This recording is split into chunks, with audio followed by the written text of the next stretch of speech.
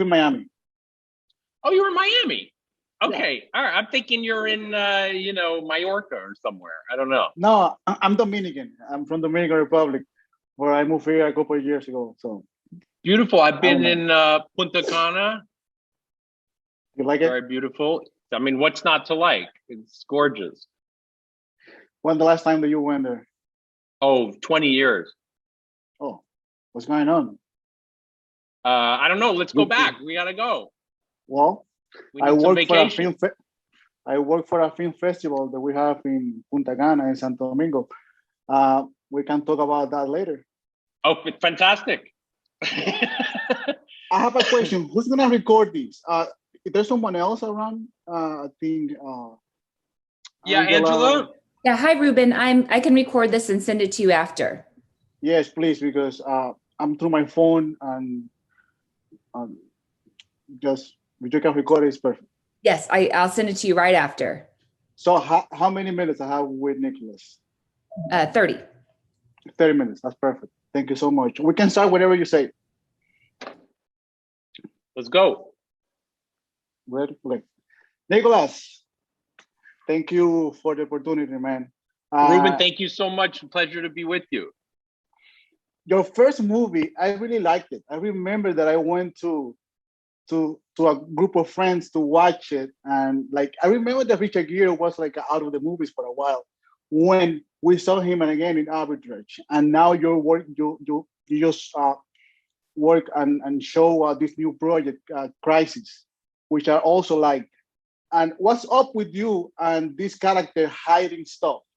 Like they have this thing to hide, and like they don't want it to come out to light for a reason. And I'm asking this because I really enjoy the way you portray your characters and the inner fears. Like your three characters in Crisis, they fear something. And also your character that you create with Richard Gere, he fears something. It's something with fear that you enjoy dealing in your stories. Yeah, I think that's very perceptive. I like to study the construction of drama, really from the Greeks, because I love the writer David Mamet, and he's always talking about, oh, go back to the Greeks, go to Aristotle. So when you study these dramatic traditions that they all started in the old days and the campfire and the caves, whatever. But the Greeks really, they had it good, 2,400 years ago. And they had basically the exact same thing we have now. They had, instead of the movie, they had the play, but they had a film festival, basically. They had every year, everybody get together. They'd put on 50 or 100 plays. All the public would come, all the critics would come, and they'd sit there and go, no, this one's no good. He screwed this up. Oh, she's no good. I didn't like the thing. Boom. Oh, no, this one. Oh, you got to see it. You got to, and it's going on, right? And that was the foundation of what we do now. And I don't think very much has changed, because it's really, if you're dealing with a serious drama or something, or even a serious comedy, because they did comedies too, it's really about confronting those questions. Who am I? What do I want? Well, what am I afraid of? And so the Greeks, they spoke of that. The character would have a conflict. He'd make some mistake, or she'd make a mistake. But they had a conflict that was external. What's going on? I stole the money from the office. Okay, well, they're going to catch me, right? But then they had something going on that was internal, what they called the praxis. What is it? And was taken over by Hollywood in the early days, in the 30s and the 40s. But it's really what is the tragic flaw? What is the thing that the character needs to get over or can't get over? And that inner struggle is very interesting, because it's very human, and it's very, that you want to watch it and go, oh, I did something like, I shouldn't have done. Why did I take the money? I shouldn't have taken. I knew it was wrong. All right, I'm going to talk about myself later in the mirror about this. But that there's something. Yeah. It's fun to confront these questions because these are the questions of the soul. And what is a film?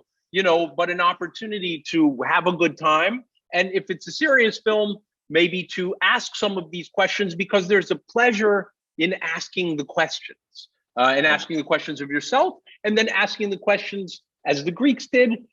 How about our society? How's our society? Is it sick or is it healthy? And if it's not healthy, what can we do? And that's Oedipus Rex, right? That's the foundation of the modern drama. So I just try to work. I'm not comparing myself to these great playwrights here, but I'm just I'm interested in that tradition. I remember that I had this conversation with a friend about villains in movies. That the villains always think that they're doing the right thing, and to me, that's why they're so rich as a characters, because it goes against our culture, our values, but in their mind they're doing the right thing. And this is why they're so fascinating. And you have a lot of characters in Crisis. And I remember in the past few years, Hollywood, it's trying to tell us, the audience, that something's going on with the opioid pandemic. I remember that I watched this movie, Beautiful Boy, where we see this intimate story. Because your movie is a wide range. We have three different characters with three different scenarios. How is for you as a director dealing with like Gary Oldman? Like, how do you teach Gary Oldman how to act, or like, what do you tell him to create this so powerful, dialogues with Greg Kinnear that I love their interactions? How do you work with an actors like this, so powerful, like their presence is so powerful, and what do you learn from them too? Well, so just to say, with your first comment, I really agree, because I love the bad guys in the movies, sometimes more than the good guys. I'm watching now, I'm watching again the television program The Wire. Me too. I'm watching The Wire and The Sopranos because I'm writing something, and I went back to watch them, and it's funny because now I feel that I'm seeing something new, even that I know what's going to happen. And I never see Tony Soprano as a villain. That's me. Absolutely. Because as you said, they're the hero of their own story. And I became friends with the screenwriter of Wall Street, Stanley Weiser, because I love Gordon Gekko, the character that Michael Douglas plays. Yeah. He's one of the greatest villains of all time. And I said, well, I asked Stanley, I said, does he see himself as a villain? And he said, no, of course not. He thinks he's totally right. And everybody's trying to screw him over. I said, well, how do you know that? He said, because I know the real guy. He said, there was a real guy that was my inspiration. I used to go visit him in prison and I would do interviews with him. And I would say, well, what about this? And he said, the guy would say, he'd be like, yeah. I said, well, what happens when he wakes up in the morning? He said, when he wakes up, he makes some breakfast. He starts thinking about what he's going to do. He's going to do a trade. He's going to do this. And then, well, what about these people? Oh, fuck those people. Those people are trying to take advantage of me. Fuck them. And then he goes and he does whatever he's going to do. So that's how his mind works. It's just all, I'm the right guy, So I totally agree with you that it's much more interesting than you see someone with a mustache and a hat and he's doing, the comic book movies more. I don't love those as much, but there's a place for everything. But I would say the second question you asked about directing, fine actors like Oldman or Kinnear, who's been a friend for many years, you're not teaching them anything. You are a conductor. I mean, a director is a conductor ultimately, so what is it? Steve Jobs, he said, other people play the violin, I play the orchestra or something I can't remember what he said. I screwed it up probably, but you are there to just to bring the best out of these people and to enhance and to give direction, minor adjustments in service of the vision that you're all going for. Now, I like to do, as a director, a lot of rehearsal. So I will get, I got the actors together for maybe a month on Arbitrage, or on this one a month. We didn't have everybody together, but I would do at least a week with each person. Let's go through the script, scene by scene by scene. Okay, you don't agree with that? Let's change that. How do you see it in the script? Okay, how about that? Oh, well, what if he says that? So the actors have a tremendous amount of input into their character. They build it along with me. And I like to take, because I think they're a great student of human nature. They're always going to elevate whatever you've written, if you're dealing with a very fine actor. And I had great actors all throughout this movie. So then I remember directing those scenes with Greg and Gary, and it was like, we would sort of laugh with the crew. We would just say, it's like having two Ferraris. Yeah. You're racing two Ferraris in Le Mans. They just are such incredible performers. And if you give a direction, it's like being in a Ferrari, like cornering on rails. You're like, okay, can you confront a little more? Okay, confront that. And you see, like, the attention to detail is incredible, especially with those two performers. So really, it's just a pleasure to be there and to be helpful in any way that I can. And hopefully I am. What do you wait so long to direct a film? Last one was 2012. Then we have this movie 9 years apart. It's like you enjoy working like very meticulously, like very detailed on your scripts and your story that you're about to tell, or is that you getting involved in something else between projects? Because Arbitrage, I loved it, like I said, and I think this one, it portrays something in a actual society that it made me think the same issue that we have with drugs when Traffic, the movie came out. And now you portray something that we're dealing now with opiates, and how easily people can get like involved in this pandemic. Like the person that you think is not doing it is probably using this type of drugs.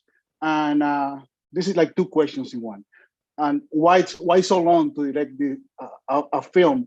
And what was your inspiration? Because you also wrote this movie. And what was your inspiration to create this beautiful film? Well, thank you. So first of all, this movie is, 2 years behind when it's supposed to be. We filmed this in 2019. We want to come out at the end of the year, but, or the beginning of 2020, but then we had a little global pandemic. So we had to wait until society came back to normal. I mean, this film isn't even going to be out in Europe in many places till May, June. We just opened Australia, now we opened Saudi Arabia, Middle East. The premiere is tonight, so it's still ongoing. So that hurt us. But the answer is, honestly, Ruben, it's very hard to make these films. To get the money. To get the idea, to get the money. I mean, I have for each film that I make, maybe there's 2 or 3 that we wanted to make, but we couldn't make. It was too expensive, or the timing wasn't right. We couldn't get the right actor, what have you. So a lot of things have to line up. Now, I don't want to wait that long between films. And, I like to go and do more films quickly if that's the thing to do. Because I think a great artist, my mother always said, a great artist is prolific. You making Picasso is making work after work after, and I don't want it to be some red carpet event every 5 years. Oh, come and see this genius piece. No, we should just be like the society, moving, talking. But unfortunately, these films are expensive to make. So we have to line things up, but let's see. This film has performed quite well, so maybe it's going to get a little bit easier. We're working on it now. But I would say the second question is the inspiration. Yes. I mean, I think you're a writer, so these are. Somebody said, I think it was.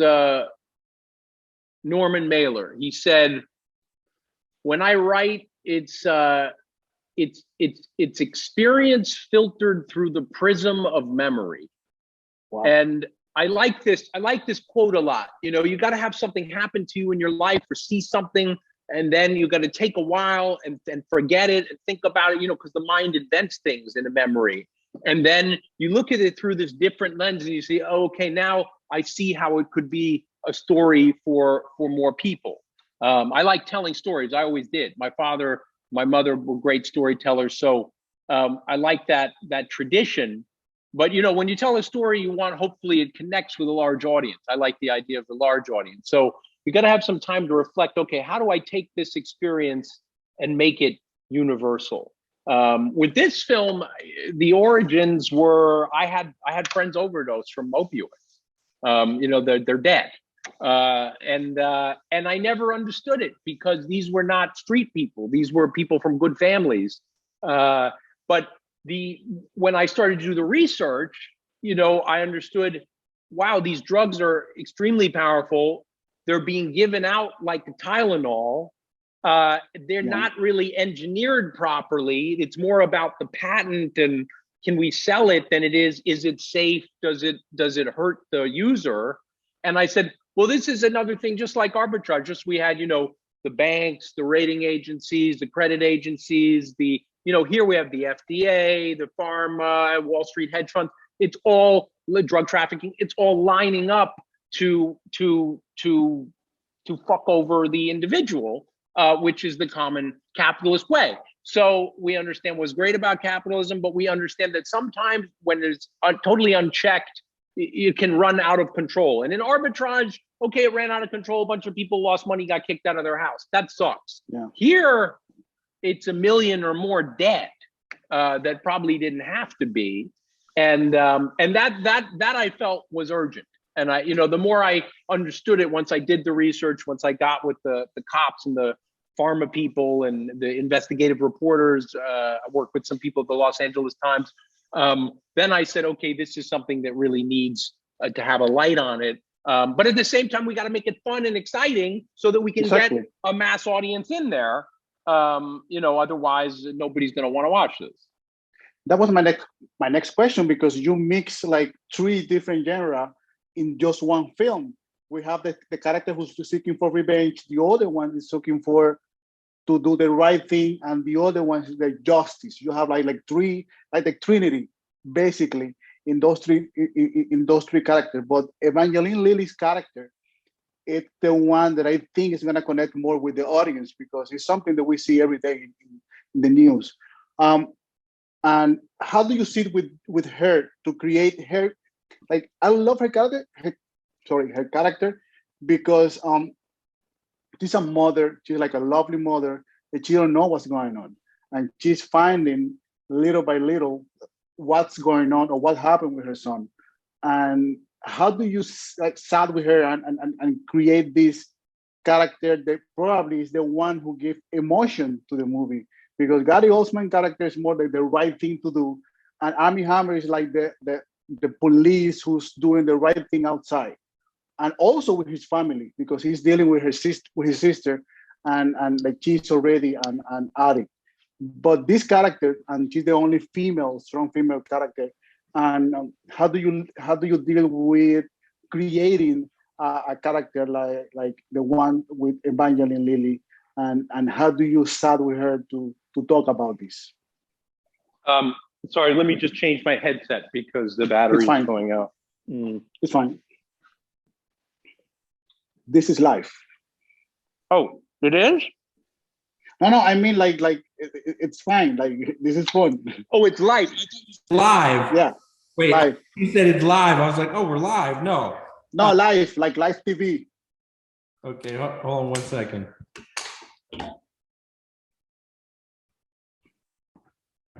Wait, we are live? No. Okay, no. Okay, hold on. Let me get this in. I don't even know what the hell's. Can you hear me? Yes. Okay. Well, Evangeline was an actress I liked for many years. I had watched Lost, and I love the show. I got very addicted to it, like everybody. And but what I thought is, she did 100 episodes or whatever. So she went on every emotional journey in that show. Happy, sad, dark, stolen, withdrawn, like anything you could play, she played it, right? So I knew, and I thought she played it really well. So I knew, okay, she has this wealth of emotional capability, but she hadn't really been doing dramatic films. She's really in almost no films, and then she did, Ant-Man, which is a good film, but it's a Marvel film. So I thought, this is an untapped potential here. There's a very deep person, and so we met, and she's very method. She really goes into the character. So we just talked and worked on the script, and it was a long process over many months of refining it. We would talk about these situations, and then I said, okay, why don't you go to some Narcotics Anonymous meeting? Why don't you go, here? And she would go and do the research and come back and bring the notes. And she's very meticulous. And I think her performance is terrific in this movie. It's really kind of stands out. And so it was a long process of building the character through research. And then, when we were shooting, really, she goes into that character. So it was a very difficult experience for her, but I think one with great results that she's very proud of. So again, I'm there as a conductor. I'm there to help as I can, make suggestions, and then to really work with the actor to incorporate their understanding of the character into the text, so that when we shoot, it's like a suit, right? I make the outline of the suit, and then she comes in, and then, okay, let's bring it here. Let's bring, and so it's tailored, and then she brings her ideas to it. And that's the type of filmmaking that I like. What type of feedback have you received from the audience? And what kind of feedback you expect to receive from like a larger audience from like Europe, or like you said in Saudi Arabia? Like, what do you expect to receive from your story, and what kind of feedback have you already received from I don't know, friends or people who are not related to the industry? Well, so we performed really well with this movie. Sort of outperformed anything I've done before. We were the #1 film in America when we opened independent film in the box office, and then we went on iTunes, and we were the #1 film there for 8 days. Above huge movies, Monster Hunter, and all. So there was a real public appetite for this, even beyond what we expected. And it's still I think we're in the top thriller in Amazon, and so the and the audience reaction has been very good. I think we're in the 70s in Rotten Tomatoes, and the audience score, much higher than my last film. So people seem to really connect with it. It's interesting. It's quite divisive. People seem to either love it, or hate it. There's no lukewarm reactions to this film, which surprised me. I guess it's good. Yeah. Artists want to be controversial. Of course, every artist would like everybody to like it, but it can't be for everybody. I think we're seeing now. We open in Australia. We opened #1 new film in Australia in the box office because their cinemas are open. So we're going to see. Most of Europe is still closed, but we're going to do the UK in May. Other countries, we're just opening in the Middle East. I know I got a report. The premiere was last night. It was very well attended, and even the Middle East audience connected with it, which I'm always fascinated by. I remember I went to see Arbitrage in Dubai, and people were laughing, in the audience, women in abaya, and there was Richard Gere with his mistress, and they understood everything. They got, oh no, it's a very restrictive culture. They won't understand. They understood better than me, So you had Richard Gere and Susan Sarandon. They're legends in movies. And of course, everybody we're gonna love that. Or at least going to watch it. This is my last question, man. And you say something that it always got my attention. How do you feel with all these big budget monster superhero movies against your type of movies, like smaller audience thrillers with a serious story? How do you feel that you think that still Hollywood support your type of films, and or they focus more on these big budgets, the superhero movies and monster against monsters that we see now more often these days? I think, look, it's tough. It's tough because you always feel like you're going with something like this, and they're like, huh? What?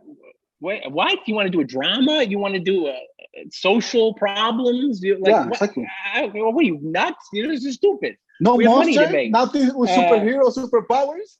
But at the same time, there's a lot of people in the business of film. They got into it because they love films and they love good films. Because the monster movies could be great movies. It's just a different type of experience. This is more of a cerebral, thinking person's thriller. I mean, it's still fun. I'm not making boring art film from some weird Scandinavian country, one light and you fall asleep, or a Roy Anderson movie. Yeah. So, but I think there's a place for all of this. Most of it, as has moved to television. I think they think the audience is more comfortable with the drama there, but I'm not sure. I know I can't wait to get back to a movie theater, and I like to see films from Sundance. We took Arbitrage there, or this film, thrillers, dramatic pieces with great actors. I enjoy that. I do think there is a market for it. I think the success of this film demonstrates that there is a market for it. It's changing. It's always difficult to do this type of thing. To really ask these questions about our nature and where we fail each other, how we could do it better, what greed, fear. But I think it's exciting, it's thrilling, and it was there in the Greek time, and it's going to be there 2,400 years when they got spaceships and everybody's. These are universal things. As long as we're human beings, the questions will remain. So there has to be a dramatic form to express them. I'm glad to hear you're writing something, yes. And I hope that you will also ask these questions, because they're somebody once said, it's like, without art, think of how boring life would be. Yeah. So that's where I am. I asked that because I just had an argument, like a change of ideas with a friend about movies from the 80s and the 90s. I love the movies from the 80s because they were big budget films with original stories, or like the Goonies, like Ghostbusters, Back to the Future. They're really huge movies, but they're also family, and they tell you something. They tell a story. It's not like now superheroes, they connect with a movie in 2 years, and then at the end, everyone is together. And I think somehow we are losing this perspective of telling stories. Like the storyteller job, I think, is kind of losing the battle against these big budget monster superhero movies. And that's why I appreciate stories like yours. And it's like you say, you have an audience. There's an audience who enjoy watching this film, like talking about it, like telling story about the people that they know, like you mentioned, that you have friends that you lost because they overdose. And I think films like yours open debates. Like we have this pandemic, we have these stories, and we have to do something about it. It's like when Contagion came out in 2012, nobody imagined that we would be doing or dealing now with a pandemic like that movie said, 7 years ago. And I think it's the same thing that we have to deal, and we have like facing these issues. And I think movies are really good, way of telling and confront with these issues. I totally agree with you, and I think, listen, it's worth the struggle. So we got to continue on. We got to continue trying to make provocative cinema. There will always be a place for these ideas. So as long as we keep fighting to keep the interest on these more serious stories, and what can you do? That's what we got to do. So we'll do it. Nicholas, thank you so much. I appreciate your time. Ruben, it's a pleasure. Thank you. Yeah, I really enjoyed your questions and appreciate all your support with the film. And I hope I'll be back before 9 years, and we're going to do this again. And maybe we'll see your film in the meantime. I hope that too, brother. What is it about, your movie? No, like well, I'm a producer of this movie. I met this guy in a film festival in Cuba, and they were selling this script. It's kind of Wolf of Wall Street with something that happened in Venezuela right after Chavez. And it's a really fun story. Like, it's really amazing. And that's why we're working on it. I'm looking for how we're gonna make it. But we've been working for like 2-3 years. But it's really fun. Like I loved it, the way it tells the story, and that atmosphere with Chavez recently getting Venezuela and the oil and everything. It's really fun. It's really fun. Sounds great. All right. Well, I look forward to hearing more. Thank you so much for your time.